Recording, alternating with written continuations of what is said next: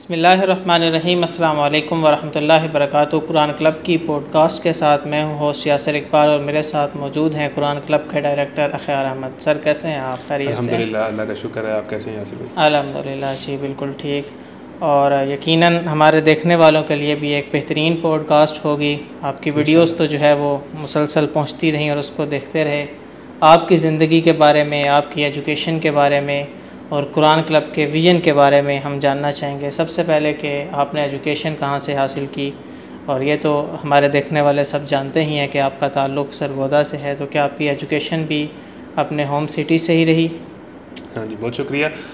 जी, education को मुख्तसरन अगर मैं अपनी बयान करूँ तो सारी स्कूलिंग जो है वो दायर-ए-हकम स्कूल से रही, चूँकि हम दायर-ए-हकम स्कूल से वाबस्ता हैं। उसके बाद मैट्रिक में मुझे साइंस नहीं थी समझ आती, तो अल्हम्दुलिल्लाह घर में ऐसा कोई प्रेशर नहीं था। मुझे 9th-10th में एहसास हो गया कि ये बायोलॉजी उस टाइम बड़े शौक़ से रखी थी, ये मेरे पास का रोग नहीं है। तो फिर उसके बाद सोचा, तो किसी ने मशवरा दिया ख़ानदान में ही, हमारे कज़न ने, कि आप FA करें। और ज़ाहिर है कि उस टाइम FA करना तो कैसे था कि भाई ये गुनाह कबीरा है, ठीक है ना। आज के दौर में भी कोई FSC वाला बच्चा FA करे तो उसको बिल्कुल ठीक नहीं समझा जाता और बहुत प्रेशर होता है। खैर, घर वालों की तरफ से ऐसा कोई इशू नहीं था और मुझे लगा कि मेरा आर्ट्स की तरफ रुझान है, तो फिर इंटर में FA का फ़ैसला किया और FA में फिर बोर्ड में पोजीशन आई। तो और उसके बाद आगे चलकर जो बहुत ज़्यादा तो पढ़ाई को हमने लिफ्ट नहीं कराई और आगे चल के सास हुआ कि करानी चाहिए थी। तो फिर उसके बाद यही है, कोशिश तो मदीना यूनिवर्सिटी में जाने की वहाँ जाके इंटरव्यू भी दिया मदीना जाके, और ख्वाहिश ये थी कि मैं वहाँ जाके पढ़ूँ। लेकिन वहाँ पता नहीं क्या वजह बनी कि सब चीज़ें ठीक थी लेकिन वो नहीं हुआ। वहाँ कोई मसला था, कोई इंटरव्यूज़ का डिले था या कोई एडमिशन का इशू था, खैर वो नहीं हो सका। तो उसके बाद फिर 1-2 प्रोग्राम्स में दाखिला लिया। BS इस्लामिक स्टडीज़ में लिया पंजाब यूनिवर्सिटी में, छोड़ दिया। BS इंग्लिश में लिया, छोड़ दिया। फिर अल्टीमेटली BA किया और उसके बाद जो है वो फिर मास्टर्स किए हैं मैंने, इस्लामिक स्टडीज़ में किया, इंग्लिश लिटरेचर में किया। फिर चूँकि हमारी फैमिली का और हमारा सारा ताल्लुक़ एजुकेशन से है, फील्ड ही हमारी एजुकेशन है, तो फिर जो है वो आला तालीम के लिए इंग्लिस्तान चला गया और वहाँ जाके जो है वो यूनिवर्सिटी ऑफ लेस्टर UK से मेरा जो मास्टर्स है, which is equivalent to MPhil 18 years education, जिसको हम MPhil ही समझेंगे, वो इंटरनेशनल एजुकेशन में है। International education? जी, इंटरनेशनल एजुकेशन में मेरा मास्टर्स है, या MPhil आप कह लें, यूनिवर्सिटी ऑफ लेस्टर UK से। और उसके बाद सरगोदा यूनिवर्सिटी में, यूनिवर्सिटी ऑफ सरगोदा के अंदर जो है वो 1 साल एज ए विजिटिंग लेक्चरर भी एजुकेशन डिपार्टमेंट में काम किया है। बाकी स्कूल कॉलेजेस में कुरान के हवाले से तो चलते रहते हैं। तो साथ में आलिम दीन का जो मुकम्मल कोर्स होता है दरस निज़ामी का, वो भी कर रहा हूँ। और ख्वाहिश ये है कि इस्लामिक स्टडीज़ में भी MPhil करूँ, उसकी भी कोशिश कर रहा हूँ। और यही है आगे इंशाल्लाह इन फ्यूचर अल्लाह ने तौफीक दी तो PhD करने का भी इरादा रखते हैं? अल्लाह ने तौफीक दी, लगता नहीं है कि कर पाऊँगा क्योंकि जिस तरह का हिसाब किताब है, लेकिन ख्वाहिश तो है कि भाई ये भी हो जाए। जी, कुरान क्लब एक ऐसा प्लेटफॉर्म जिसका मिशन ये है कि कनेक्टिंग यूथ विद कुरान, के जो नौजवान हैं उम्मत के, वो कुरान के साथ जुड़ जाएं। और यकीनन ये एक बड़ी सआदत की बात है। कोई भी इस्लामी तहरीक हो या कोई भी, तो जब तक नौजवान कुरान के साथ नहीं जुड़ेगा, यकीनन उसके अंदर वह फ़हम, इदराक, वो शऊर पैदा नहीं हो सकता। और आप मुख्तलिफ़ जगह पर रहे और इंटरनेशनल एक्सपोजर भी किया और उसके बाद वापस आए और वापस आके कुरान क्लब प्लेटफॉर्म की जो है वो बुनियाद रखी। इसकी बुनियाद रखने के पीछे वजूहात क्या थी और इसका आइंदा क्या विजन रखते हैं कुरान क्लब के हवाले से? अच्छा जी, कुरान क्लब की बुनियाद तो हमने इससे पहले ही रख दी थी 2019 के अंदर। मैं जब एक साल या 1 साल भी किया, उससे भी कुछ अरसा, कुछ 6 माह के करीब में जो बाहर रहा हूँ, उसमें जो है वो 2021 की बात है। कुरान क्लब की हमने बुनियाद 2018 के कह लें कि अगस्त सितंबर में हमने इसकी वर्किंग शुरू कर दी थी। तो कुरान क्लब से पहले मेरा स्टूडेंट्स पॉलिटिक्स के अंदर और उसके बाद इस्लामी जमीयत तलबा के साथ मेरी जर्नी रही, सफ़र रहा, बहुत सारा कुछ सीखा, बल्कि बुनियाद वही थी। तो वहाँ बहुत सारे दरस कुरान दिए, यानी कि जब मैं कॉलेज में गया हूँ 2013 के अंदर, 2012 में मैट्रिक है अगर, तो 2013 का जो अरसा है 13-14 का, तो मैंने पहला दरस कुरान जो है वो 4-5 लोगों को इकट्ठा करके कॉलेज में दिया। उस टाइम तो बिल्कुल बात भी नहीं होती थी, क्लास में जाके अनाउंसमेंट करने का भी ना कॉन्फिडेंस था ना हौसला था। तो वो 2013 में पहला दरस दिया है और उसके बाद फिर पंजाब यूनिवर्सिटी में चला गया था लाहौर में, वहाँ कुछ अर्सा रहा हूँ। तो फिर वहाँ दरस व तदरीस की हॉस्टल्स में जाके मस्जिद के अंदर, तो वहाँ से शुरू हो गया था। फिर उस सारे 5-6 साल में जो आप इस चीज़ को समझते हैं कि इस्लामी जमीयत तलबा ने आपके इस तरबियत के अंदर एक बहुत बड़ा किरदार अदा किया? तो सबसे बड़ा किरदार और बुनियादी किरदार जो है किरदार अदा किया। नर्सरी वही थी, वहीं से सीखा है। उसके बाद जो है बाद में चूँकि लोग माश में मसरूफ़ हो जाते हैं, इन सारी चीज़ों में मसरूफ़ हो जाते हैं, तो अल्लाह ताला ने इस चीज़ में कह लें कि बहुत मेहरबानी है, अल्लाह ताला ने करम फरमाया हुआ है। तो जो सारा सीखा है अब जो है इसको बड़े पैमाने पे माशरे में ये काम किया जाए। तो वो खैर बात करना, दरस देना, टॉक्स और सारी चीज़ें, लोगों से मिलना मिलाना, वो बहुत ज़्यादा तरबियत उसमें हुई और सरगोदा में भी रह के 1-2 साल उस जिम्मेदारी पे काम किया। तो वहीं से मुझे लगा कि मैं, क्योंकि उसमें तो बहुत सारी चीज़ें करनी होती हैं, जलसे जुलूस, रैलियाँ, लड़ाइयाँ, पता नहीं क्या क्या उसके अंदर होता है, लेकिन इसमें जो है वो मुझे ये लगा कि मेरा रुझान इस तरफ है, मैं ये काम अच्छा कर सकता हूँ, मुझे इस तरफ जाना चाहिए और ये काम इसकी ज़रूरत भी है। तो वहाँ से जो है वो एक सोच आई कि कुरान पर कोई ख़ास न्यूट्रल अंदाज में, नॉन पॉलिटिकल हो के ज़रा, वैसे तो कुरान सियासी भी है, कुरान समाजी भी है, कुरान माशरती भी है, लेकिन हम इन सारे टैग्स को उतार के न्यूट्रल होकर जो है वो नॉन सेक्टेरियन होकर इस काम को करें। पाकिस्तानी यूथ में इसकी ज़रूरत है। और उसकी वजह ये कि आप देखें कि बहुत सारी जमातें, बहुत सारे ग्रुप्स, बहुत सारी तंजीमें बहुत अच्छा काम कर रही हैं हमारे नौजवानों की तरबियत के लिए। और पाकिस्तान में अल्हम्दुलिल्लाह बड़ी ब्लेसिंग है, अगर फ़िरका वारियत भी बहुत है तो बहुत अच्छे प्लेटफॉर्म्स भी हैं और बड़ी मेहनत से लोग काम कर रहे हैं, अपने अपने तौर पर कर रहे हैं। लेकिन जो मुझे गैप महसूस हुआ कि पाकिस्तान के नौजवान, कुरान क्लब बेसिकली क्यों है? कुरान क्लब इसलिए है कि पाकिस्तान के नौजवान जब वो कुरान पढ़ने और समझने के बारे में सोचता है तो स्कूल, कॉलेज और यूनिवर्सिटीज़ में तो नहीं पढ़ाया जाता, वहाँ पर तो ऐसा कोई नहीं है। बहुत ज़्यादा हो गया तो पिछले कुछ सालों में तर्जमा हो गया कि तर्जमा पढ़ा दें, वो भी किस तरह हो रहा है स्कूलों में उसका भी हमें पता है। बिल्कुल ऐसे। तो वो कुरान समझना अगर चाहता है तो वो कहाँ जाए? जो मौलवी हजरात हैं उससे डर लगता है कि नहीं यार ये फ़िरका वारियत वाले हैं, या ये अपने मसलक की तरफ बुला लेंगे, अपने फ़िरके की तरफ बुला लेंगे। उसके पास ऐसी कौन सी के ऐसा प्लेटफॉर्म हो कि जहाँ उसे नौजवान भी नज़र आएँ, उन लोगों के साथ वो कनेक्शन भी फील कर सके, उन लोगों से उसे लगता है कि अगर मैं किसी मौलवी से सवाल करूँगा तो शायद मेरे पर कोई वो नाराज़ ही ना हो जाए, कोई फतवा ही ना लग जाए। ऐसा नहीं कि बहुत सारे उलमा कराम इस पर करवाते भी हैं सवाल भी, लेकिन एक मजमूई तौर पर यही इंप्रेशन है और उसकी वजूहात भी हैं, उसके पीछे हक़ाइक़ भी हैं। सवाल करने से डरते हैं, ऐसा प्लेटफॉर्म। हमने कुरान क्लब की बुनियाद रखी कि क्लब का हमने नाम दिया कि हल्का फुल्का जो है वो एक दोस्ती के अंदाज में हर नौजवान कंफर्टेबल होकर आए और आके उसे अपने ही तरह के नौजवान मिले जिनके साथ वो अपने दिल की बातें भी कर सके, अपने मसले भी शेयर कर सके और कुरान से क्या रहनुमाई मिलती है। जो कुरान क्लब की दोस्तियां हैं वो बड़ी मुस्तकिल और देरपा हैं कुरान क्लब में। तो वो उसके अंदर एक उस बड़े इनफॉर्मल से माहौल के अंदर जो है वो बड़े हल्के फुल्के अंदाज में, उसे ये भी डर ना हो कि मैं इनके पास गया तो ये मुझे काबू कर लेंगे, अपना रुकन बना लेंगे, फिर मुझे रगड़े लगाएंगे। मतलब वो आए जब उसका दिल करे, उसके पास कुरान समझने का बेसिकली पाकिस्तानी नौजवान के पास एक प्लेटफॉर्म मिल जाए। अब वो कौन है? अभी हम अगर देखते हैं कि हमने कुरान समझना है, ठीक है, दीन समझने के लिए, पढ़ने के लिए बहुत सारे लोग हैं, कोर्सेज़ करवा रहे हैं इदारे, लेकिन कुरान समझने के लिए एक पाकिस्तानी नौजवान जहाँ पर एक अच्छे माहौल में अपने जहन के मुताबिक उसकी ज़हनी सतह पर आके जहाँ पर कुरान सिखाया जाए, मुझे बड़े पैमाने पर कोई नज़र नहीं आया उसमें। अगर हमने कुरान समझना है तो हम डॉक्टर इसरार को सुन लेते हैं। अब डॉक्टर इसरार से दुनिया से जा चुके हैं, वो तो अल्लाह करम करे कि उनके लेक्चर तंजीम इस्लामी वालों ने महफूज कर दिए, तो या लोग उनको सुन रहे हैं, या मैं जानता हूँ कि जो थोड़े से पढ़े लिखे हैं वो कुरान को समझने के लिए वो हमारा जो पाकिस्तान वाले जो अमेरिका में रहते हैं नुमान अली खान को सुनते हैं। इसके अलावा कुरान पर बड़े होंगे लोग, लेकिन बड़े पैमाने पर यूथ के लिए कोई ऐसा काम नहीं हो रहा। यूथ क्लब माशाल्लाह बहुत डाइवर्स काम कर रही है, नौजवानों के मसाइल पर काम कर रही है, लेकिन कुरान पर फोकस हो गया। कुरान बेसिक हमारी हिदायत की किताब है, तो लगा कि इस प्लेटफॉर्म की कमी है, तो इस प्लेटफॉर्म को पाकिस्तानी यूनिवर्सिटीज़ की यूथ के लिए बनाया जाए, ये बेसिकली मकसद था।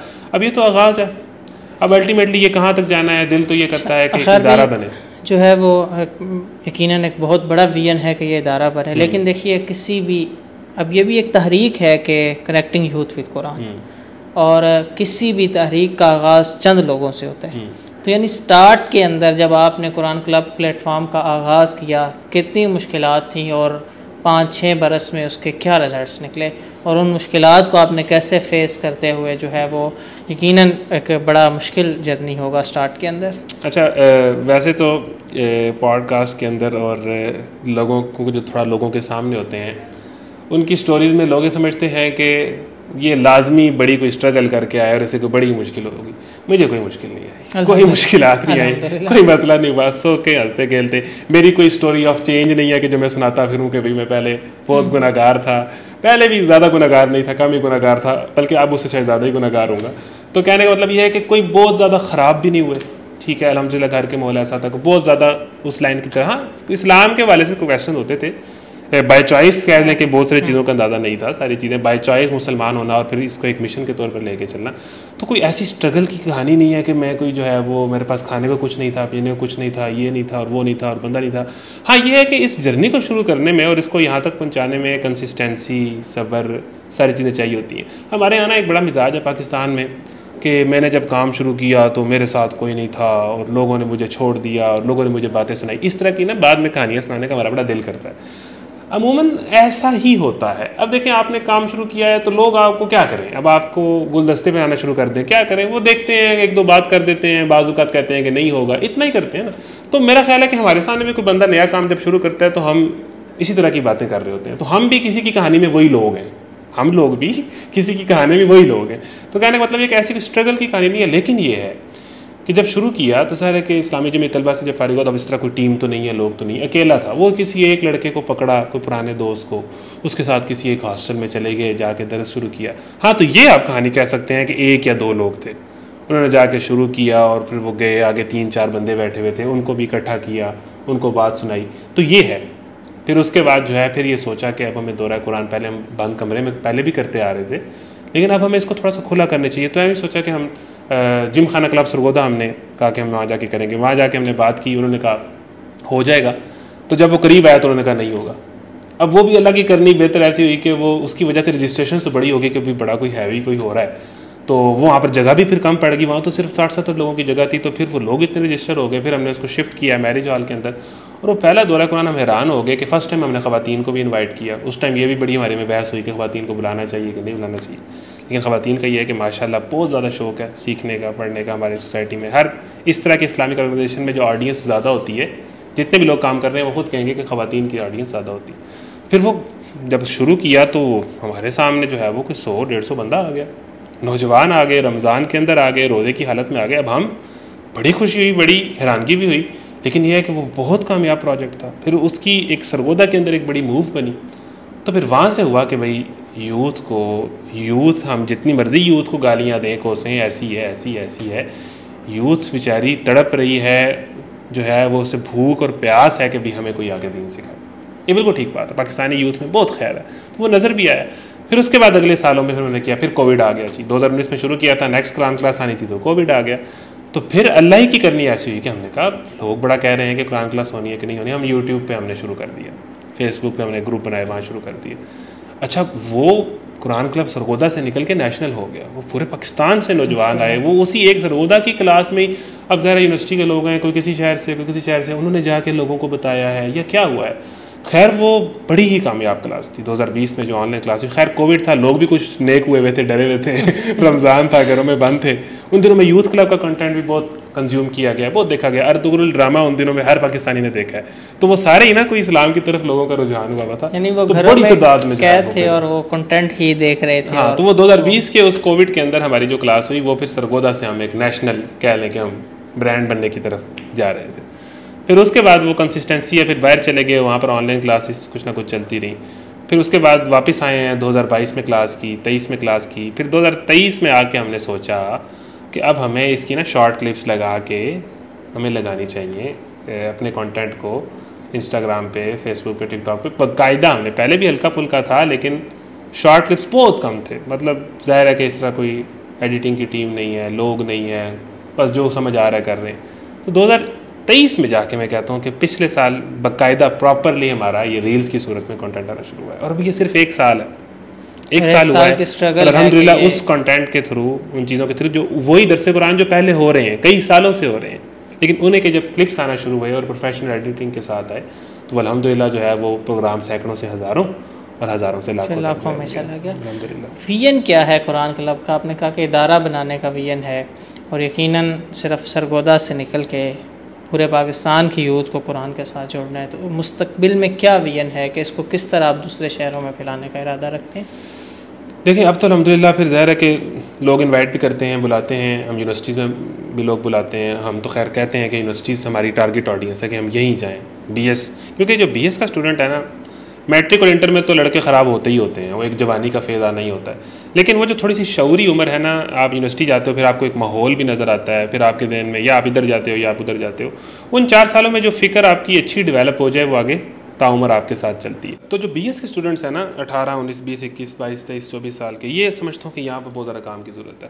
खैर विजन की आपने बात की, तो विजन यही है कि इदारा इस तरह का बने कि वहाँ पर उस इदारे के अंदर नौजवानों के लिए एक बड़ा आइडियल माहौल हो, लाइब्रेरी भी हो, खेलने के लिए वहाँ पर कोई जिम हो, वहाँ पर कोई स्विमिंग पूल हो, वहाँ पर कोई स्पोर्ट्स की फैसिलिटीज़ हो, और वहीं पर जो है वो सेमिनार्स और कॉन्फ्रेंस रूम और इस तरह की चीज़ें भी बनी हों, जहाँ पर बैठ के बड़े अच्छे तरीके से दीनी कोर्सेज करवाए जा रहे हों, सिखाया जा रहा हो, शॉर्ट कोर्सेज हों कुरान को समझने के लिए, हदीस को समझने के लिए, बेसिक फ़िकी मसाइल, तहारत के मसाइल, इस तरह की चीज़ों को समझाने के लिए शॉर्ट कोर्सेज हों, और ये काम नौजवान करें। मैं सिर्फ खुद नहीं हम रहना चाहते, मतलब कुरान क्लब एक स्पीकर का नाम नहीं, और भी स्पीकर्स आएँ। अब ज़रा ऐसा ऐसा फैलेगा, लोग इसमें शामिल होंगे, वो भी आएँ, वो भी जो हमारी डिमांड और रिक्वायरमेंट्स हैं उसके मुताबिक काम करें, नौजवान इसके साथ मिलें, और उस इदारे के अंदर जो है शॉर्ट कोर्सेज, लॉन्ग कोर्सेज करवा के उनको वहाँ पर रख के रेजिडेंशियल भी बनाया जाए। तो इस तरह के इदारे के अंदर जहाँ पर फैसिलिटीज़ भी बहुत हों, स्पोर्ट्स भी हो, यानी नौजवान उस जगह पे आके वो फील करे कि यार मैंने इधर ही जाना है और मैंने इस जगह की मेंबरशिप लेनी है। फिर ज़ाहिर वो इसको इस तरह का इदारा बनाया जाए कि उसकी एक मेंबरशिप हो, उसकी एक मेंबरशिप फ़ीस हो, ठीक है ना, वो उसमें लोग दें ताकि वो एक सस्टेनेबल मॉडल बने, और वहाँ पर जो है वो पैसा भी जनरेट होता रहे, और वो सारा ज़ाहिर है कि उसके रिसोर्सेज बनते रहे और उससे काम भी बहुत बड़ा तो इस तरह के अगर इदारे बने, यूथ जहाँ पर आए और स्टूडेंट्स आएँ और उसकी मेंबरशिप हो, प्रोफेशनल काम हो, तो मैं समझता हूँ कि पाकिस्तानी यूथ के अंदर एक बहुत बड़ी तब्दीली वाक़ई हो सकती है। अच्छा खैर भाई, आपसे सवाल ये है कि इस वक्त यूथ जिस चीज़ से सबसे ज़्यादा आप मुतनफ़िर कह लें कि फ़िरका वारियत से बहुत ज़्यादा मुतनफ़िर है, और उसके उस चीज़ से निकलने का भी कोई रास्ता जो है वो नहीं नज़र आता। हाँ, उसके लिए जो ये बात करना चाह रहा है कि फ़िरका वारियत से उसको बचाने की कोशिश कर रहा है, भले वो कैसा भी दीन पेश कर, वो समझता है कि यही बात हकीकत है। यानी हमारी यूथ के पास कुरान सीखने के लिए भी बड़े, अगर हम देखें जिस तरह हम बात करें, आपने स्टार्ट किया या नुमान अली ख़ान है या डॉक्टर इसरार के लेक्चर्स हैं, तो उसके पास वो बेसिक्स नहीं है, यानी कि वो एक प्रॉपर वे नहीं है, लेकिन वो सीखना चाह रहा है। उसके बाद वो एक डायरेक्शन लेस नौजवान के तौर पे ज़िंदगी गुजार रहा है। तो उस नौजवान को वो स्टार्ट कहाँ से करे? एक नौजवान कुरान को समझने के लिए स्टार्ट कहाँ से करे, अपनी ज़िंदगी को बदलाव लाने के लिए, और इन सारी सेक्ट से बच के कुरान के साथ फोकस होकर वो उसका स्टार्ट, पहला कदम वो कहाँ से ले? अच्छा, पहली तो बात है फ़िरका वारियत की। फ़िरका वारियत ज़ाहिर है कि एक बहुत बड़ी हकीकत है, इसको हम डिनाई नहीं कर सकते। और फिर ज़ाहिर है कि इसमें बहुत सारी चीज़ें हैं। अब हमारे यहाँ कोई चीज़ भी स्टेट के कंट्रोल में तो है कोई नहीं।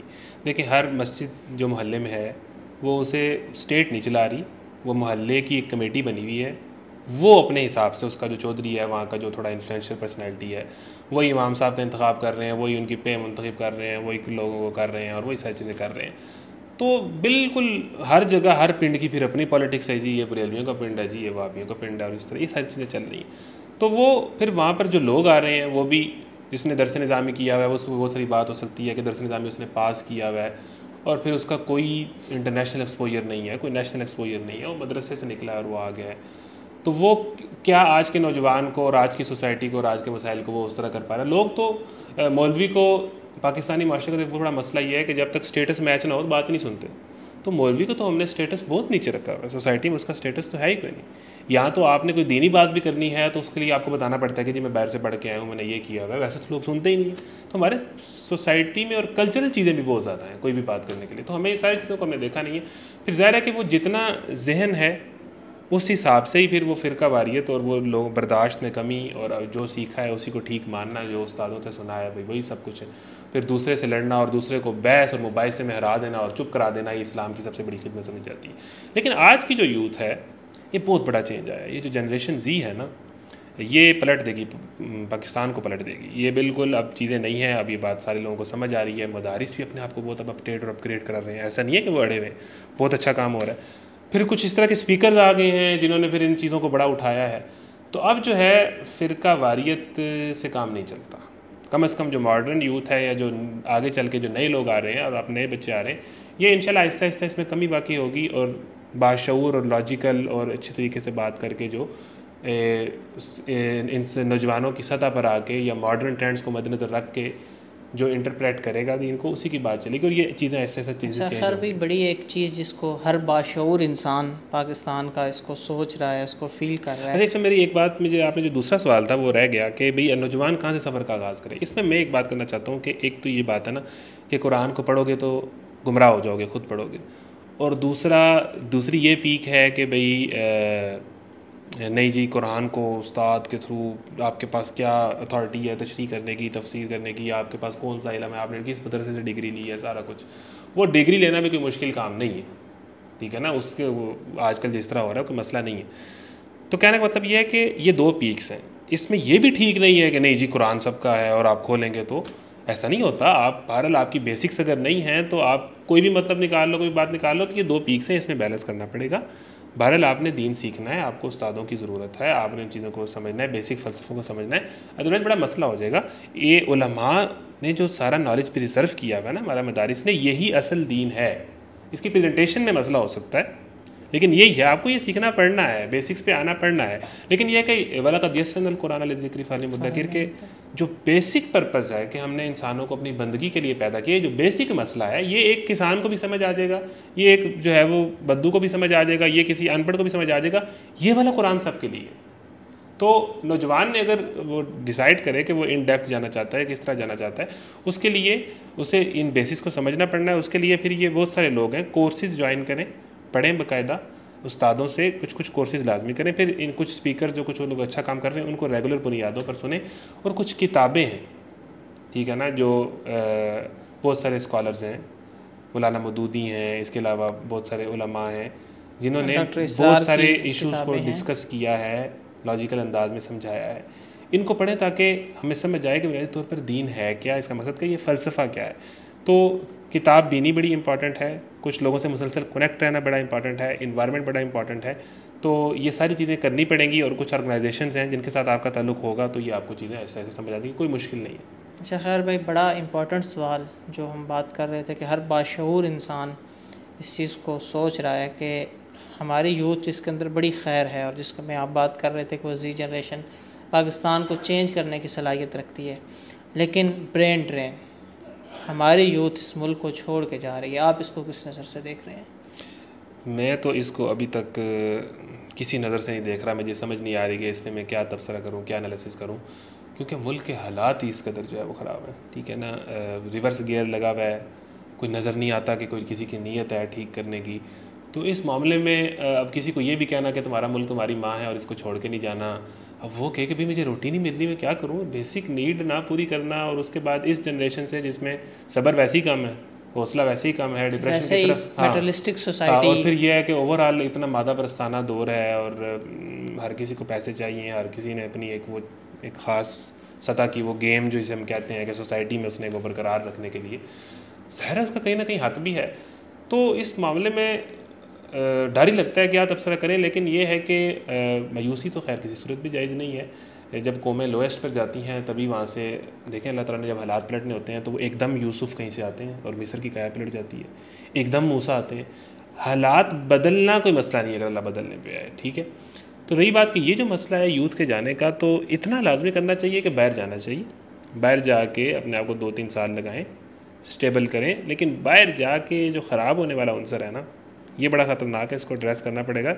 बाहर जाएं और इस नीयत से जाएं कि मैं बहरहाल एक ऐसे माहौल में रह रहा हूँ जहाँ पर इस्लाम पर चलना एज़ कम्पेयर टू पाकिस्तान बहुत मुश्किल, बहुत सारी चीज़ें हैं, दिन रात नज़र की हिफाजत का मसला है, वहाँ जाके नमाज बाजमात नहीं पढ़ी जाती, ठीक है, बिल्कुल नहीं पढ़ी जाती, ख़त्म हो जाती है ऑलमोस्ट। इस तरह मसाजिद फ़ौरन करीब करीब नहीं होती, या फिर ये है कि जॉब्स कर रहे हैं लोग, और वो जब जॉब करते हैं तो उन्हें तो नहीं पता कि जुमा आ गया है या आपकी ईद आ गई है। तो वो तो बहुत सारे मसाइल हैं। वहाँ जाके इस्लामिक ऑर्गेनाइजेशन से कनेक्ट रहना, अपने ये कि मैं आया किस लिए, और 2-3-4 साल लगा के अपने आप को स्टेबल करना और वापस पाकिस्तान आने की तरफ मूव करने की तरफ सोचना चाहिए, ये अच्छी चीज़ है।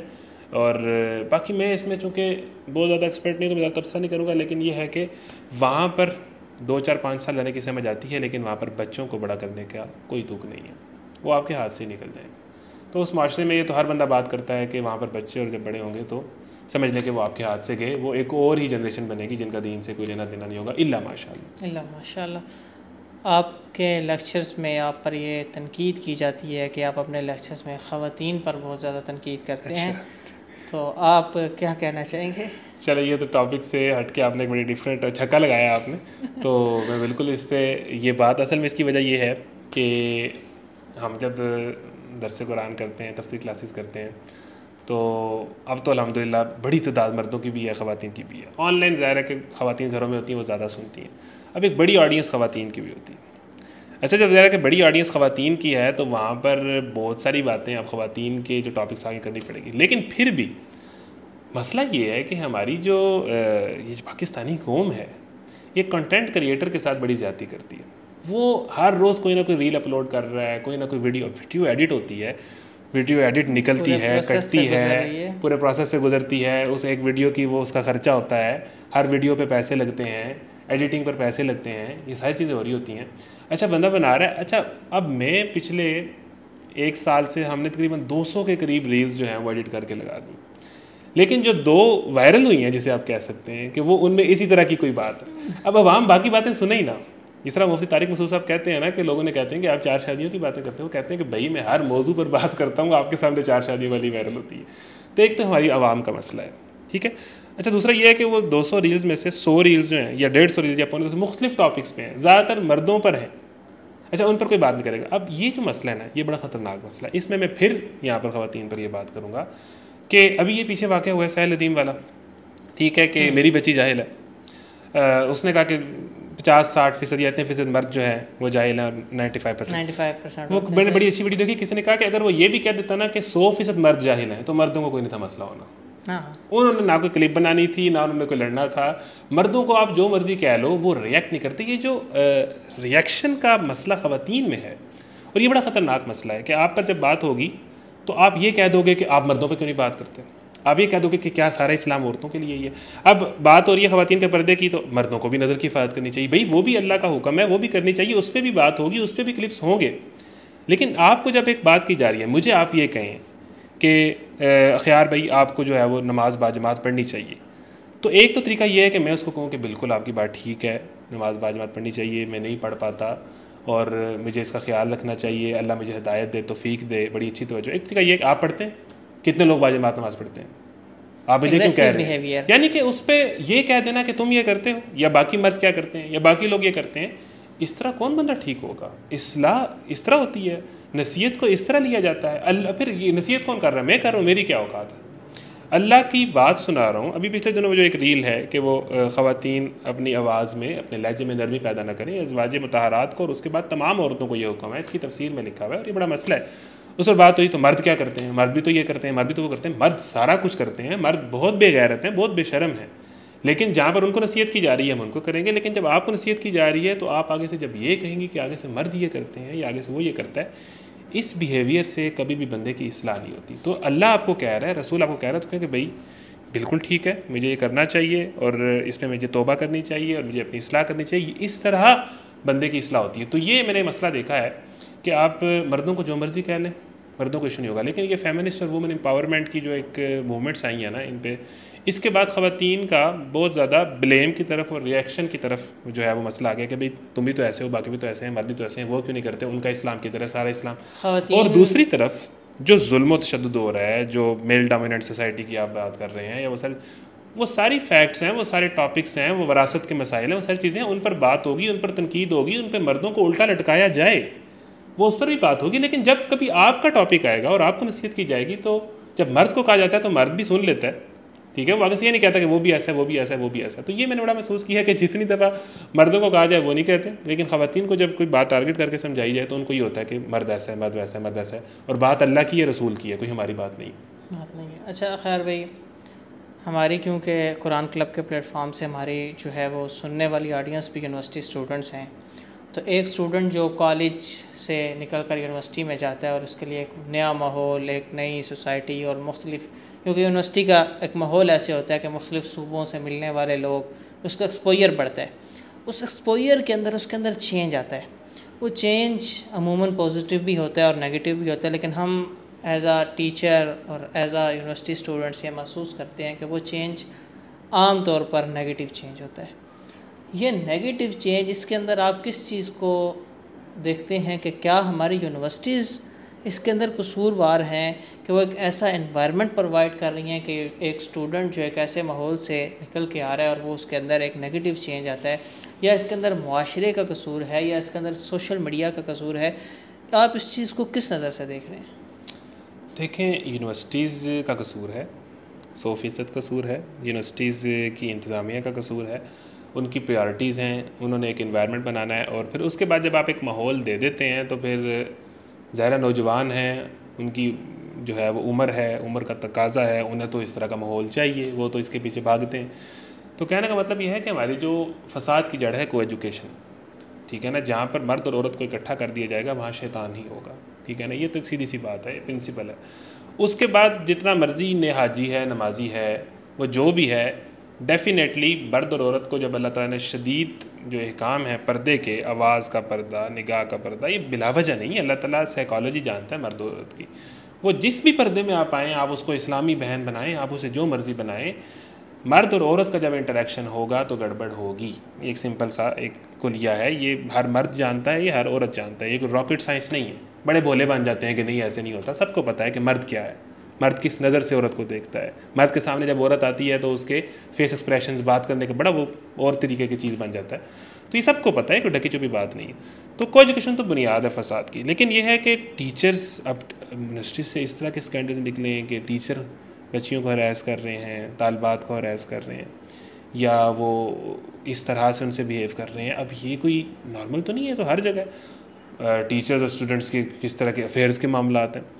तो ये बस वही है कि जब आप मर्द और औरत को इकट्ठा करेंगे तो मसले तो सारे होंगे। लेकिन उसके बाद ये है कि फिर उसके बाद मज़ीद कोई ड्रेस कोड ना रखना, म्यूज़िकल कंसर्ट्स करवाना, एक जो है जिसे कहते हैं लुच्चे लफंगे वाला जो एक माहौल है वो एक बनाना, ठीक है ना। जब आपकी हर डिपार्टमेंट की कोई पार्टी हो रही है, कोई एनुअल फंक्शन हो रहा है, तो वहाँ पर इस तरह के हरकतें करवाना और इस तरह के खाके होना, इस तरह के टैबलोज होना, जहाँ पर हर तरह का क्रिंज करने की, तो ये तो सारे काम तो आप इनिशिएट कर रहे हैं ना। इसमें तो आप या आपकी जो खामोशी है, या आप फिर उसके बाद कोई इस्लामिक इवेंट्स आएँ या उन चीज़ों पर कदगने लगाना, पाबंदियाँ लगाना, रिस्ट्रिक्शंस लगाना और इस तरह के इवेंट्स को बिल्कुल ओके छोड़ देना, तो प्रायोरिटीज़ भी नज़र आती हैं, ठीक है ना। इंतज़ामिया का कसूर है, फिर वहाँ पर ज़ाहिर है कि वो टीचर्स हैं, बड़ी तादाद में नौजवानों का ज़हन ख़राब करने वाले तो साथ होते हैं, जो बहुत ज़्यादा लिबरल माइंड सेट है, वो पता नहीं क्या क्या उनको सिखा देगा।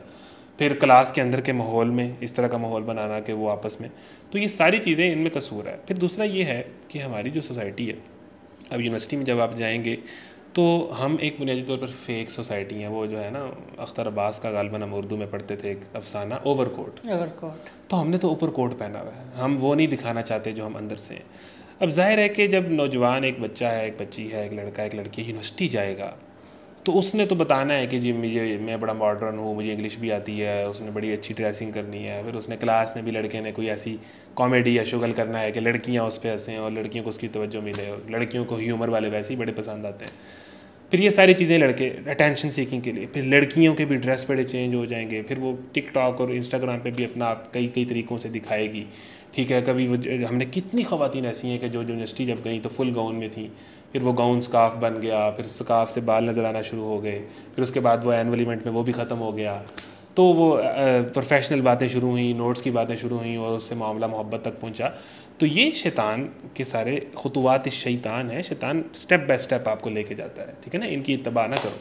तो ये सारी चीज़ें होती हैं। फिर इसमें आप कुछ फैक्टर्स देखें कि हमें एलीट क्लास बनने का बड़ा शौक़ है ना, ठीक है ना। अब ख़वातीन की जब 4 इंग्लिश के जुमले लड़का सुनेगा लड़कियों के, तो उसको होगा कि भाई ये कोई बड़ी पढ़ी लिखी है, ये कोई चांद तारों से आई है और मैं पता नहीं कहाँ से आया हूँ। उसको फिर वो कॉम्प्लेक्स, फिर एक दूसरे से मुकाबला। फिर उसके बाद डेफिनेटली जब आप अपना पर्दा उतार देती हैं, तो जिस तरह मर्द की कमज़ोरी है औरत को देखना, इस तरह औरत की कमज़ोरी है कि मुझे देखा जाए। देखें, ऑपोजिट कमज़ोरियाँ अल्लाह ने रखी हुई हैं। मर्द देखना चाहता है, औरत का दिल करता है कि मुझे देखा जाए। वो अलग बात है कि आप कहते हैं कि यहाँ पर ख़वातीन को भी कोई लड़का घूर रहा हो तो बड़ी ऑफेंड होती है। वो अगर कोई पढ़ा लिखा और पैसे वाला लड़का घूर रहा हो तो शायद इतनी ऑफेंड नहीं होती होगी। वो लड़के को देख के कहती है कि ये क्यों मुझे घूर रहा है, कोई अच्छा घूरता तो फिर कोई बात होती। तो ये कई मसले हैं। कहने का मतलब ये है कि ख़वातीन जो तैयार होती है, जो सारा कुछ करती है, उसमें डेफिनेटली उसके अंदर कहीं ना कहीं होता है कि मेरी ब्यूटी को एडमायर किया जाए। उस पीक पे नहीं हम कह सकते, लेकिन उसको मुझे देखा जाए, अप्रिशिएट किया जाए, तारीफ़ की जाए। इस तरीके से मर्द जानवर है, मर्द भेड़िया है, हम तो कहते हैं कि वो तो देखना चाहता है, उसे मौका चाहिए कि मैं देखूं। तो ये दोनों के इस तरह के मसले हैं, तो तभी अल्लाह ताला जो है ना वो एक दूसरे से डिफरेंट है, लेकिन वो फसाद वहीं से होता है। अब जब ख़वातीन जिस माशरे से जाती हैं, जिन घरों से जाती हैं, डेफिनेटली जो टीवी पर या ड्रामे में जो एक्ट्रेस आ रही है उतनी खूबसूरत खातून तो नहीं होती, या जितने उसके चेहरे पे इफेक्ट्स लगे हुए हैं, जिस तरह का कैमरा उसको दस्तियाब है उस एक्ट्रेस को या एक्टर को या उस सेलिब्रिटी को जो फेसबुक, यूट्यूब या ड्रामों में आता है, या जो फ्लैक्सों पर ख़वातीन लगी होती हैं, एड्स में ख़वातीन आती हैं, अब वो ब्यूटी स्टैंडर्ड बनाए गए हैं जिसमें आप चिट्टा होना खूबसूरती है, इस तरह का लिबास होना खूबसूरती है, इस एक्सेंट से बात करना खूबसूरती है। अब वो जब स्टैंडर्ड फॉलो करते हैं तो फिर अमूमन ये है कि 90% ख़वातीन या लड़कियाँ उस तरह की तो नहीं होती, तो फिर वो उसको कॉम्प्लेक्स में चली जाती है। अब लड़का क्या है कि लड़कों को ये बात बड़े अच्छे तरीके से पता है कि लड़की को तारीफ़ पसंद है, अप्रिसिएशन पसंद है। अब जो लड़की उतनी खूबसूरत नहीं है उसको कोई लड़का एक मैसेज कर देगा ना कि आप बहुत अच्छी हैं, आप बहुत खूबसूरत हैं, वो बिल्कुल जो है वो उसके आगे जो है वो बिछ जाएगी, उसे लगेगा कि सब कुछ यही है, क्योंकि वो तारीफ़ उसने सुनी नहीं है, ठीक है ना, उसके अंदर वो एक शदीद कमी है कि भाई मैं उतनी प्यारी नहीं हूँ। तो लड़के को तो पता है, लड़के तो हम कह रहे हैं कि तो खबीस होते हैं, 2 नंबर होते हैं, तो वो उसकी तारीफ़ करेगा, वो उसको प्यारा कहेगा, उसको खूबसूरत कहेगा। अब वो उसको उन जुमलों की सुनने की उसे इतनी प्यास थी कि उसे लगेगा कि सब कुछ यही है। फिर उसके लिए फिर वो ब्लैकमेल भी होगी, फिर उसे अपनी वो तस्वीरें भी भेज देगी, फिर उसके लिए सब कुछ करेगी। तो इस तरह यूज़ हो रही है ख़वातीन, और वेस्ट ने इसी तरीके से ही औरत तक पहुँचने की आज़ादी जो हासिल की है वो यही है कि औरत की आज़ादी के नाम पर वो औरत तक पहुँचा है, उसने औरत को नंगा किया। अब औरत तो अपनी ब्यूटी दिखाना चाहती है, तो उसने अपना जिस्म दिखाया, टांगें दिखाई, उसने कहा कि नहीं और प्यारी लगो, उसने मुकम्मल ही अपने आप को नंगा कर दिया, और मर्दों ने कहा कि ये एम्पावर्ड है, ये आज़ाद है। उसे नहीं पता कि मर्द ने उसके साथ किया क्या है, उसको नंगा कर दिया और वो एंजॉय कर रहा। तो कहने का मतलब ये है कि इसी तरीके से जो कमी मुझे अपने घर में, इसलिए हम इसका एक हल ये है कि वालिदैन को ये चाहिए कि अपनी बच्चियों को, अपनी बेटियों को बहुत प्यार करें, उनकी बहुत तारीफ़ करें, उन्हें ताने ना मारें, उन्हें कोसे ना मारें, उनको कहें कि तुम ही सब कुछ हो।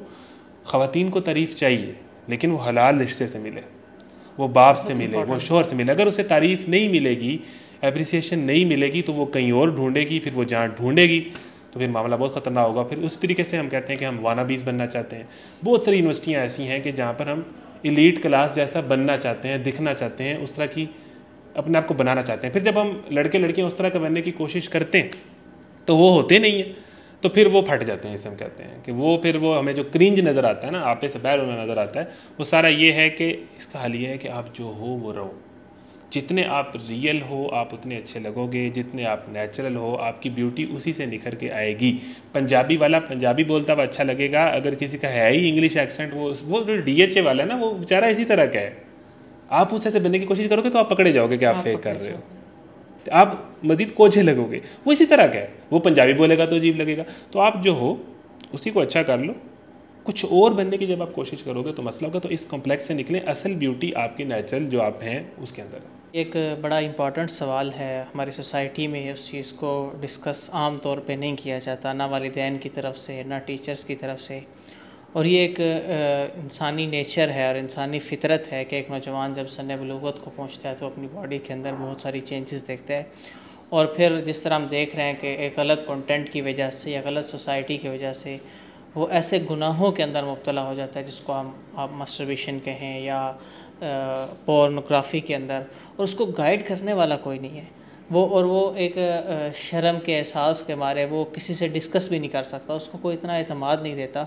तो इसके लिए सोसाइटी को, पेरेंट्स को, टीचर्स को क्या किरदार अदा करना चाहिए, और इसके लिए कुछ आप सजेस्ट भी करें जो इस तरह का कंटेंट इस चीज़ पर काम कर रहे हैं इदारे, कि जो स्टूडेंट्स को, नौजवानों को ख़ास तौर पर इस चीज़ से निकाल सकें।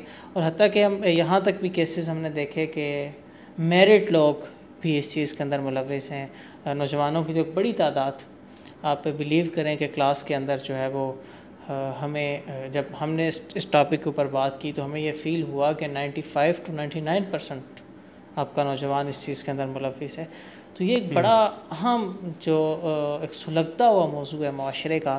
तो इस पर एक उस्ताद का क्या फ़र्ज़ बनता है, माँ बाप का ख़ुसूसी तौर पे क्या फ़र्ज़ बनता है, और इसके लिए हम सब मिलजुल कर बेहतरी का क्या किरदार अदा कर सकते हैं?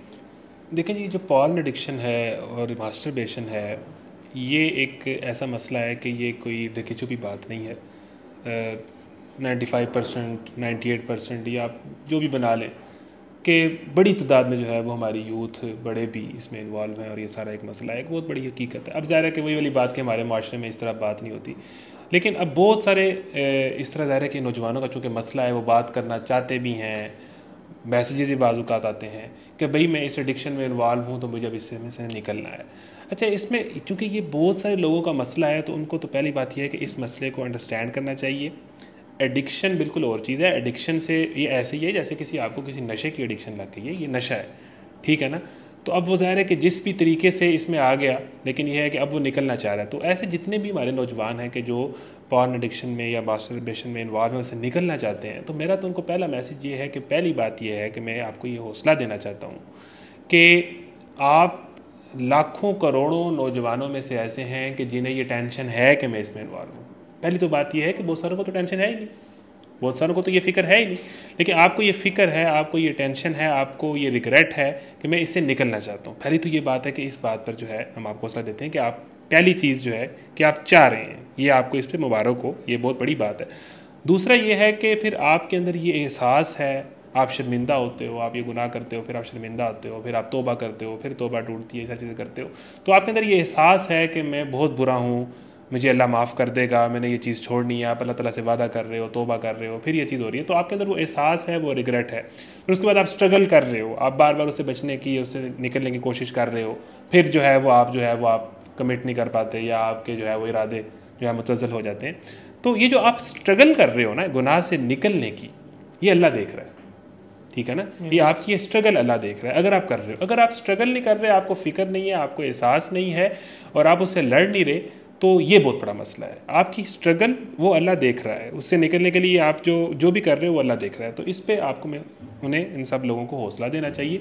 और उसके बाद जो दूसरी बात ये है कि इससे निकलने के लिए वो जो सारी चीज़ें, अब कई बातें हैं कि भाई सोशल मीडिया से दूर रहना है, इंटरनेट रात को इस्तेमाल नहीं करना, तन्हाई में जो है अपने आप को तनहा होने नहीं देना, ये सारी बातें की जाती हैं। फिर उसके बाद ये बात भी की जाती है कि भाई आपने अच्छी कंपनी रखनी है, किसी स्पोर्ट्स की एक्टिविटी करनी है, किसी फुटबॉल क्रिकेट का शौक़ लगा लें, कोई जिम ज्वाइन कर लें, कोई अपने आप को थका लें। ये सारी चीज़ें हैं, ठीक है, सारी चीज़ें लोग करते भी हैं ये सारी चीज़ें। लेकिन इसको फिर मैं ये बात कहूँगा कि आपने ये देखना है कि नंबर 1, जिस दिन आपको शैतान ने मायूस कर दिया कि मैं ये गुनाह छोड़ ही नहीं सकता, वो दिन आपकी सबसे बड़ी शिकस्त है। आपने ये मानना ही नहीं है। आपने कहना है कि मैं इंसान हूँ, मैं अशरफुल मखलूक़ात हूँ, मैं ये गुनाह, मैं ये एडिक्शन छोड़ सकता हूँ। जैसे चेन स्मोकर सिगरेट पीने वाले सिगरेट छोड़ते हैं, नशा करने वाले नशा छोड़ते हैं, तो ये तो काफिर लोग भी छोड़ देते हैं। बहुत सारे काफिर जो शराबी था, जो नशई था, छोड़ी है उन्होंने, उनके पास तो कोई ईमान की ताकत भी नहीं है या दुआ भी नहीं है, वो फिर भी कर रहे हैं। यानी आम इंसान भी ये कर सकता है, तो आपके पास तो अल्लाह की मदद है, दुआ है, सारा कुछ है। तो ये सबसे बड़ी गलतफहमी से निकले कि मैं ये छोड़ ही नहीं सकता। जिस दिन शैतान ने आपको ये बावर करवा दिया, और शैतान करता ही ये है कि आपको मायूस कर दिया कि आप ये नहीं छोड़ सकते, तूने तो बड़ी कोशिश कर ली है, तूने तो बड़ी तौबाएँ कर ली हैं, तो नहीं कर सकता, ये आपका वो सबसे ख़तरनाक पॉइंट है। क्योंकि जिसको गुनाह का एहसास है वो एक दिन गुनाह छोड़ेगा, जिसको गुनाह का एहसास ही नहीं है वो कभी गुनाह नहीं छोड़ेगा। तो नंबर 1 मायूस नहीं होना, नंबर 1 कि मैं ये चीज़ छोड़ सकता हूँ, मैं इससे निकल सकता हूँ। उसके बाद मैं स्ट्रगल, आज मुझे शैतान ने हरा दिया, कल मैं शैतान को हराऊँगा। आज परसों तरसों 3-4 दिन मैंने आज शैतान को हरा दिया, उसने मुझे हरा दिया, वो मेरे पे हावी आ गया। तो ये एक जंग और ये जो लड़ाई है ना, ये लड़ते रहना है। इस स्ट्रगल को अल्लाह ताला पसंद करेगा और एक दिन अल्लाह ताला ही आपको तौफीक देगा, क्योंकि गुनाह से बचने की तौफीक ला हौला वला कुव्वता इल्ला बिल्लाह अल्लाह की तरफ से। ये आपकी कोशिश और स्ट्रगल और ये बढ़नी चाहिए। फिर अपने आप को सज़ा दें गुनाह पर, अपने ऊपर कोई पाबंदियाँ लगाएं, ये सारी चीज़ें की जा सकती हैं। लेकिन बहरहाल इस चीज़ से निकलना, इसके लिए बहरहाल आपको काउंसलिंग की भी ज़रूरत है, लोगों की भी ज़रूरत है। बहुत सारे लोग जो है ग्रुप्स जो हैं वो इस पर काम कर भी रहे हैं, जिस तरह हम अभी जिक्र भी कर रहे थे। हाँ, कुछ कम्युनिटीज़ हैं, कुछ ग्रुप हैं, हम उनका लिंक भी जो है अपनी वीडियो में डाल देंगे। तो ऐसे नौजवान उनसे भी रब्ता कर सकते हैं। इसको प्रॉब्लम को समझें, इससे लड़ने के लिए तैयार हों, इस पर उम्मीद रहें और स्ट्रगल करते रहें। अल्लाह ताला ये स्ट्रगल आपकी कबूल फरमाएगा। और अगर आप ये जारी रखे हुए हैं, अगर आपका रिग्रेट कम नहीं हो रहा, बढ़ रहा है, आपकी जंग और स्ट्रगल बढ़ रही है, आप कोशिश कर रहे हैं, वो सेक्रीफाइस कर रहे हैं, स्ट्रगल कर रहे हैं, तो ये अच्छी बात है। इसको बढ़ाएं, इंशाल्लाह आप इसे निकलेंगे। और इसके लिए जो लोग हैं उनकी काउंसलिंग लें, बहुत सारे लोग निकलेंगे। तो इसमें 2 बात आपने बात की, मायूस नहीं होना कि मैं ये छोड़ सकता, ये सबसे ख़तरनाक बात है। दूसरा ये है कि स्ट्रगल करते रहना है, इस स्ट्रगल को अल्लाह ताला देख रहा है। तीसरा ये है कि बाकायदा इसकी कोई काउंसलिंग करें। अगर कुछ लोग तो खुद भी कर लेते हैं, लेकिन कुछ लोगों को, बहुत सारे लोगों को इसकी ज़रूरत होती है कि बाकायदा उनके साथ कोई काउंसलर हो जो उन्हें स्टेप बाय स्टेप गाइड करे, वो उन लोगों के साथ मिले, इंशाल्लाह अल्लाह ताला आपकी मदद करेगा। खैर भाई, इस पॉडकास्ट के सिलसिले का आखिरी क्वेश्चन ये कि नौजवानों के जहाँ पे हम मसाइल को डिस्कस कर रहे हैं, वहाँ पे दोनों बातों को आप कंक्लूड कर दें कि एक नौजवान के अंदर शो ऑफ कल्चर, और शो ऑफ कल्चर की एक बड़ी वजह उसका सोशल मीडिया का इस्तेमाल है कि वो जो चीज़ें फ़ेक चीज़ें देख रहा है उसको अपनी लाइफ के अंदर जो है वो कह रहा है मेरे पास नहीं है, और ये चीज़ उसके अंदर जो है वो एक एहसास महरूमी भी पैदा कर रही है और उसको जो है वो डिप्रेशन में भी लेके जा रही है। और दूसरा इंसान जिसके पास जो कुछ है उसको शो ऑफ कर रहा है। ये चीज़ हमारे नौजवानों को एक डिप्रेशन के फेस में लेके जा रही है। तो इन दोनों चीज़ों के ऊपर नौजवान किस तरह काबू पाए और अपनी ज़िंदगी को एक बेहतरीन ट्रैक पर गुजारे। अच्छा, ये हमारी सोसाइटी का मसला है। अब चूँकि सोशल मीडिया आ गया है तो ये चीज़ अब हमें नज़र आने लग पड़ी है कि आईफोन लिया हुआ है तो 3 कैमरे दिखाने हैं, किसी अच्छी जगह पे खाना खा लिया है तो वो होटल की तस्वीरें लगानी है, और बहुत सारी चीज़ें हमारे व्हाट्सएप स्टेटस जो है वो शरीकों को या रिश्तेदारों को साड़ने के लिए होते हैं। ये तो एक नॉर्मल बात है कि वो लगता ही इसीलिए है। तो हमारी सोसाइटी का मजमूई मसला है। कहने के बाद बात यह है कि रील में और रियल में फ़र्क है। रील में जो नज़र आ रहा है उसकी असल ज़िंदगी वो नहीं है। अभी देखें, आपको पसीना आ रहा है लेकिन आप फ्रेम में कितने अच्छे आ रहे हैं, अब लोगों को लग रहा है कि आप बहुत मज़े में हैं, लेकिन आपको ही पता है कि आप किस कैफियत में। तो जो नज़र आता है वो नहीं होता, ठीक है। तो ये बात समझनी चाहिए कि कैमरे से पीछे की लाइफ हो रहा है, कैमरे के सामने की लाइफ हो रहा है। वो जो फ़ोटो उसने लगानी है, फ़ोटो पे दांत निकाल के मुस्कुरा देना और कोई जेस्चर दे देना कि मैं तो मज़े में हूँ, वो कोई मुश्किल काम नहीं है, कोई भी कर सकता है। दुनिया ये देख के परेशान हो रही है कि ये बंदा पता नहीं कितना राज़ी है। अल्लाह ताला ने इंसान को वैसी शक्ल में पैदा किया है। हर जो जिसके पास पैसे हैं उसके और मसले हैं, जिसके पास पैसे नहीं हैं उसके और मसले हैं। तो एक तो रियल लाइफ को समझें। दूसरा ये है कि किसी से भी कंपेयर जब आप करने लग पड़ेंगे तो भाई हर बंदे के ऊपर बंदा है, ठीक है ना। करोड़पति के ऊपर अरबपति है, अरबपति के ऊपर खरबपति है, उसके ऊपर कोई और है। हर बंदा रेस में है। जब आप, जिस तरह हमें दीन में समझाया गया कि आप दीन के मामले में ये देखें कि मेरे से ऊपर कोई है तो मैं उसको फॉलो करूं, और दुनिया के मामले में अपने से नीचे वाले को देख के अल्लाह का शुक्र अदा करें कि किसी के पास सिर्फ खाने को रोटी भी नहीं है, किसी के शायद पूरे जिस्म वो डिसेबल है, उसके पास पूरे अज़ाई नहीं। तो जब हम कंपेयर करते हैं तो वो एक ऐसी, हम कह लें कि ना ख़त्म होने वाली डिप्रेशन और रेस में जाते हैं कि वो आपको कभी सुकून नहीं देगी। कंपेयर ना करें। और तीसरा ये कि जो शो ऑफ है, देखें अपने आप को कोई बला साबित करना, कोई चीज़ साबित करना, अगर आप वो हैं तो वो दुनिया को पता चल जाएगा। अगर आप में कोई बात है ना, आप कोई चीज़ है, तो वो आज नहीं कल नहीं परसों दुनिया को पता चल ही जाना है। मेहनत खामोशी से करो, कामयाबी शोर मचाएगी, ठीक है ना। तो वो जो कुछ नहीं होते, जिन्होंने बुलबुला बनाना होता है, उन्हें बताना होता है कि मैं, फिर हमारे सारे गाने, सारे लिरिक्स के मैं ये हूँ, साड़ा पिंड च अंदर है वे, साड़ी बरादरी च है वे, असी इंज होने हैं, साढ़े कोल इन्नियां गड्डियां ने, ये सारी चीज़ें जो भी हो, आप में कोई बात है, दुनिया आपको मान लेगी, दुनिया आपको एक्सेप्ट कर लेगी। और आपने दुनिया को मनवाना नहीं है, आपने अपने अल्लाह को राज़ी करना है, उसके लिए आपने कोशिश स्ट्रगल करनी है। तो हमारे यहाँ तो नेकी भी हर चीज़ दिखाने का कल्चर है। वो नेकी तब तक कबूल नहीं होती जब तक उसकी तस्वीर खिंचवा के लगा ना दी जाए। तो नेकी तो वही मोतबर है, किसी ने कहा कि नेकी वही मोतबर है जिसका कोई गवाह ना हो, वो नेकी मोतबर है। तो ये सारी बातें, तो इस शो ऑफ से निकलने के लिए अपने आप से प्यार करें, अपने आप को समझें कि भी मुझे अल्लाह ताला ने अशरफुल मखलूक़ात बनाया है, मेरे में कोई कमी नहीं है, ठीक है। तमाम मखलूक़ात मेरे लिए सजदा रेज़ हैं, मैंने कुछ करना है, मेहनत करनी है। और इससे बालातर होकर कि लोग क्या कह रहे हैं, लोग क्या सोच रहे हैं, लोगों को मैंने क्या बताना और दिखाना है, ये बंदे का फोकस ही ख़राब कर देता है। आपका स्टेटस किसी को दिखाने के लिए, आपकी रील किसी को दिखाने के लिए, आपकी एक्टिविटी किसी को दिखाने के लिए, आप अपने ऊपर कब फोकस कर पा रहे, आप अपने कैरियर पे कब फोकस कर पा रहे हो, तो आपका फोकस ही बर्बाद करके रख देगा। तो इससे निकलें। ये बहुत छोटे लोग होते हैं। अगर आपने माशरे से एक स्टेप ऊपर जाना है, सोसाइटी से ग्रो करके ऊपर निकलना है, सक्सेस की तरफ आगे जाना है, तो इन छोटे छोटे मसले कुछ साबित करने और कुछ मनवाने से निकल आएँ। ये सारे लोग टिकटॉकें बनाते रह जाएंगे। इंशाल्लाह जो बंदा फोकस होता है, इन चीज़ों से बालातर होता है, वो बहुत आगे चला जाता है। अच्छा खैर भाई, एक बड़ा अहम सवाल ये भी है कि हमारे माशरे में अटेंशन सीकिंग के लिए जिसको हम कहते हैं मजहबी टच, इस्लामिक टच को इस्तेमाल किया जाता है, या रिलीजियस ब्लैक मेलिंग की जाती है, और उसके ज़रिए जो है वो व्यूज़ भी इकट्ठे किए जाते हैं और सोसाइटी के अंदर मजमा भी इकट्ठा किया जाता है, और फिर उनको अपने मज़मूम मकासद के लिए इस्तेमाल भी किया जाता है। आप इसको किस नज़र से देखते हैं? और दूसरी बात, आखिरी पैगाम भी हमारी यूथ को दे दें कि हमारे कुरान क्लब के प्लेटफॉर्म को कोई ज्वाइन करना चाहता है, कोई अपनी लाइफ को चेंज करना चाहता है, कोई कुरान के साथ अपने आप को कनेक्ट करना चाहता है, हमारे कुरान क्लब के प्लेटफॉर्म को कैसे ज्वाइन कर सकता है? बिल्कुल ठीक है, ये बड़ा अहम बात आपने की है। इस पर वैसे कभी मैंने किसी को इस तरह बात करते नहीं देखा यूँ, ये मेरा ख्याल है मौजूद डिस्कस होना चाहिए। देखिए जब सोशल प्लेटफॉर्म्स आए हैं ना, सोशल ऐप्स आई हैं, तो हर चीज़ कम्युनिकेशन का अंदाज़ बदल गया। पहले हम 1 to 1 बात करते थे, अब हम व्हाट्सएप पे बात करते हैं, वॉइस नोट पे बात करते हैं, या वीडियो नोट भेजते हैं, या चैटिंग करते हैं, इमोजीज भेजते हैं। मेरा ख्याल है कि दीन जिस तरह गुफ्तगू के आदाब पर बात करता है, कम्युनिकेशन स्किल से बात करता है, इस तरह इन सारी ऐप्स के बाद जो ये सारी चीज़ें इनके अंदाज बदल गए, उन पर भी ट्रेनिंग्स और वर्कशॉप्स होनी चाहिए।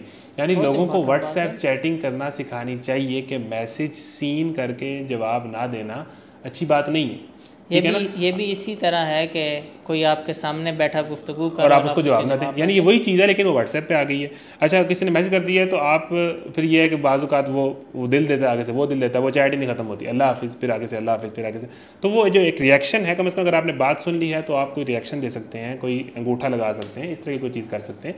फिर आपने जो है वो लड़की से चैट करते हुए रिएक्शन में दिल नहीं देना, ठीक है ना। लड़की से अब तो वो दिल देना ही इतना आम हो गया है कि हर बंदा, अब इंस्टाग्राम पे तो ऑप्शन ही दिल देने का है, दूसरा ऑप्शन तो है कि दिल से कम पे तो बात ही नहीं है। लेकिन ये सारे हमारे एक्सप्रेशंस बदलते हैं ना इससे। तो आपने ये दिल देने वाली या वो कोई अस्तगफुरुल्लाह किस तरह की इमोजीज़ हैं कि वो दिल निकल रहा है, आंखों में दिल बने हुए, ये किस तरह की वाहियात एक्सप्रेशंस हैं। चलो लड़के को देते हो तो समझ आती है कि लड़का और लड़की और क्लास रूम में इस तरह की, तो ये इमोजीज़ कौन सी देनी है, ये भी ज़रा इसका इंतखाब करना चाहिए। व्हाट्सएप चैटिंग किस तरह करनी है। फिर कमेंट्स के अंदर आप देखें भाई लोग गालियाँ देना शुरू हो जाते हैं। अच्छा, किसी बंदे ने किसी पे जोक मारा है, वो आएगा कोई और उसके ऊपर हा करके चला जाएगा। और भाई तेरी बात ही नहीं हो रही। अब मिसाल के तौर पे मैं आपसे बात कर रहा हूँ, आप मुझे कोई मजाक करते हैं, 3 बंदे यहाँ पर हंसना शुरू हो जाते हैं। मैं कहता हूँ ठीक है, वो कर रहा है, हंस रहा है, तुम क्यों हंस रहे हो मेरे ऊपर। तो ये किसी का आके हा कर जाना किसी के कमेंट पे, ये भी दिल पे लगता है कि भाई मेरा इसका है, पर्सनल रिलेशन की वजह से भी कर रहे थे। चौथा आके क्यों हंस रहा है मेरे ऊपर। तो ये कई चीज़ें हैं कि हा कहाँ करना है, कमेंट्स में गालियाँ, कमेंट में बातें, कमेंट्स कहाँ किस तरह का करना है, चैट में क्या करना है, ये सारी चीज़ें इन पे वर्कशॉप्स करवाने की ज़रूरत है, समझाने की ज़रूरत है। नौजवानों को इसकी नो-हाउ होनी चाहिए। फिर इसी तरीके से जो है ये सारी बातें कि अटेंशन सीकिंग के ऊपर क्या क्या चल रहा है। थंबनेल जो हम कहते हैं, क्लिक बेट हम कहते हैं, यूट्यूब सारी इस पर चलती है कि कोई ऐसा थंबनेल लगाओ कि वो उस पर जो मर्जी लिख दो कि वो क्लिक करने में मजबूर हो जाए व्यूअरशिप के लिए। अगर तो वो उसके अंदर वो बात है फिर तो ठीक है, अगर वो बात है ही नहीं तो ये धोखा है, ये तो धोखा है। आपने गलत तरीके से अपने आप को, तो ये सारी चीज़ें समझाने की ज़रूरत है कि यूट्यूब सोशल प्लेटफॉर्म्स पे ये चीज़ें किस तरह हो रही हैं। जो सारी चीज़ें हमें दीन सिखाता है कि ये आपने नहीं करनी, ये गुनाह है।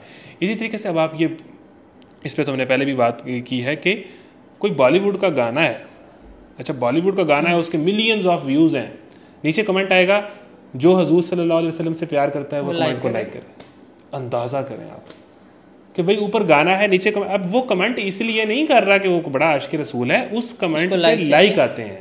इस तरह के कमेंट पर ज़ाहिर है वैसे भी गाना सुना होता है बंदा, वैसे ही थोड़ा शर्मिंदा होता है, मैंने भी क्या देखा है। तो वो नीचे कमेंट में जाके तो वो इस्लामिक टच से, ठीक है ना, इस्लामिक स्टोरी से हम अपने आप को ना वो हील करते हैं कि यार, तो जिसने, अब ये क्या बात है। अब नीचे कमेंट हजूर सल्लल्लाहु अलैहि वसल्लम, फिर मैंने कई इस तरह के कमेंट देखे हैं कि वो वहाँ जा के करेगा, सिर्फ उसे कमेंट्स में लाइक चाहिए। अब ये चाहिए, फिर उसके बाद इतने लोगों को ये तुमने सेंड ना किया तो ये हो जाएगा। फिर एक मैंने तो पोस्ट यहाँ तक देखी कि मोहम्मद सल्लल्लाहु अलैहि वसल्लम का बड़ा सा नाम या इस तरह की कोई काफिर ही होगा जो इस पोस्ट को शेयर ना करे। अंदाज़ा करो कि भाई मैं इस पोस्ट को शेयर नहीं करूँगा तो मैं काफिर हो जाऊँगा। अब वो कैसी मजहबी ब्लैकमेलिंग है कि कोई नबी करीम सल्लल्लाहु अलैहि वसल्लम की कोई तस्वीर है या कोई मजहबी मुकद्दस चीज़ है, अच्छा अल्टीमेटली शेयर करके आपका पेज प्रमोट होना है, आपको व्यूअरशिप मिलनी, आप क्या चाह रहे हो ये हमें नजर आ रहा है। लेकिन कोई काफिर ही होगा जो इस पोस्ट को शेयर नहीं करेगा। अंदाजा करें तो किस तरह ये रिलीजियस ब्लैकमेलिंग है, ठीक है ना। तो ये इन चीज़ों पे नहीं आना चाहिए, कोई काफिर नहीं होने वाले आप, बिल्कुल उस पोस्ट से आप गुजरना चाहें तो गुजर सकते हैं। तो इस तरह की कई चीज़ें हमारे यहाँ कमेंट्स में आगे पीछे रिलीजियस एक्ट करके तवज्जो लेने की कोशिश की जा रही है, इनसे बचना चाहिए। अपने आप को साफ रखें, अल्लाह ताला को पता है कि आप क्या हैं, अल्लाह ताला को राज़ी करने की कोशिश करें और इस तरह के कोई अमल करें कि कल को आप हज़ूर सल्लल्लाहु अलैहि वसल्लम को फेस कर सकें। आखिरी और इसमें जो है वो एक आपने बात की कि कुरान क्लब को कैसे ज्वाइन करें और सारी चीज़ें। तो कुरान क्लब का जो हमें वॉलंटियरली यूनिवर्सिटी के अंदर, कॉलेज के अंदर सपोर्ट करना चाहता है, हमारा सेशन करना चाहता है, प्रोग्राम करना चाहता है, हाँ करे। जो हमें सोशल मीडिया पे सपोर्ट करना चाहता है, प्रमोट करना चाहता है, शेयर करना चाहता है, हमारे कंटेंट को आगे पहुंचाना चाहता है, करे। फॉलो करके, सब्सक्राइब करके, सारी चीज़ें करके हमें सपोर्ट कर सकता है। हमें कोई डोनेट करना चाहता है इसका, हमें वो करे। फिर जहाँ जहाँ हमारी क्लासेस हो रही हैं उनमें कोई वॉलंटियरली लोगों को इसमें शरीक करना चाहता है वो करे। हमारा व्हाट्सएप नंबर है, हमारे इंस्टाग्राम हर जगह पे मौजूद है, उस पर रब्ता कर सकते हैं और वॉलंटियरली जो भी हमारे इवेंट्स हैं उसमें आप हमें सपोर्ट कर सकते हैं। और बाकी हमारा ये है कि आपके स्कूल, कॉलेज, यूनिवर्सिटी में क्लास में कोई मंथली, कोई वीकली, कोई फोर्टनाइटली कुरान सर्कल्स का सिलसिला शुरू हो जाए, वो आप खुद करना शुरू कर दें। हो ये कि कम से कम कुरान की मूवमेंट पैदा हो, कनेक्टिंग यूथ विद कुरान का स्लोगन आगे बढ़े, लोग इसमें न्यूट्रल होके, फ़िरक़ों से बालातर होके नौजवान इकट्ठे हों और कुरान को समझने की कोशिश करें, क्योंकि आपकी दुनिया और आखिरत के निजात का जो वाहिद ज़रिया है वो यही कुरान है। बहुत शुक्रिया खैर भाई, आपने जो है इतना कीमती वक़्त दिया और बहुत सारे मौज़ूआत को हमने डिस्कस किया। इंशाल्लाह ये हमारी नशिस्तें जो है वो मुख्तलिफ़ मौज़ूआत पर चलती रहेंगी। अभी इजाज़त दीजिए अपने होस्ट यासिर इकबाल को। इंशाल्लाह एक नए नशिस्त के साथ, एक नए प्रोग्राम के साथ हम दोबारा हाज़िर होंगे। अस्सलाम वालेकुम वरहमतुल्लाहि वबरकातुहू।